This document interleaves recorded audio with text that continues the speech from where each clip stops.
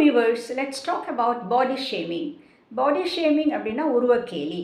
ஒருத்தரை வந்து நீங்கள் ஒல்லியாக இருக்கீங்க, குண்டாக இருக்கீங்க, குட்டையாக இருக்கீங்க, நெட்டையாக இருக்கீங்க, கருப்பாக இருக்கீங்க, அவங்க நடை இப்படி இருக்குது, அவங்க பல் இப்படி இருக்குது, வாய் இப்படி இருக்குது, முகம் இப்படி இருக்குது, இப்படியெல்லாம் சொல்கிறது தான் பாடி ஷேமிங்.